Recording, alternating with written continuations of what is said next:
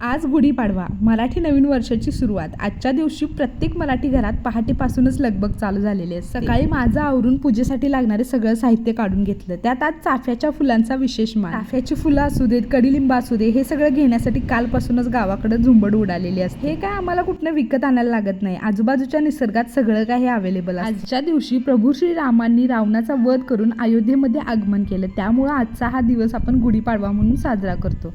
गुढीला आपण विजयाचं प्रतीक मानतो. छत्रपती शिवाजी महाराजांच्या काळात सुद्धा गुढी उभारली जातो. गावाकडे चाफ्याच्या फुलाची माळ गुढीला घालतात आणि चाफ्याच्या ज्या कळ्या असतात त्याच्यापासून घोडे बनवतात. हे कुणाकुणाला माहिती. नवीन घराकडची गुढी उभा करून आम्ही जुन्या घराकडच्या गुढी उभा करण्यासाठी गेलो. दोन्हीकडे गुढी असल्यामुळे थोडीशी आजच्या दिवशी गडबडच असते. त्यात आमच्या ह्या चिमुकल्या हातांच्या आम्हाला मदत. मोस्ट ऑफ मराठी घरात आज पुरणपोळीचा स्वयंपाक असतोय, त्याच्यामुळे त्याची पण गडबड तर झालेलीच असते. काही ठिकाणी श्रीखंडपुरी, आमरसपुरी असा पण नैवेद्य असतो, पण आमच्याकडे मात्र पुरणपोळीचाच असतोय. त्यामुळे आजच्या दिवशी खूप जास्त गडबड. पहाटे उठून हे सगळं आवरायला एक वेगळीच एनर्जी येते, कारण आपला सणच त्याच्यासाठी असतात. छान सागर संगीत पुरणपोळीचा नैवेद्य दाखवला आणि मनोभावे गुढीची पूजा केली.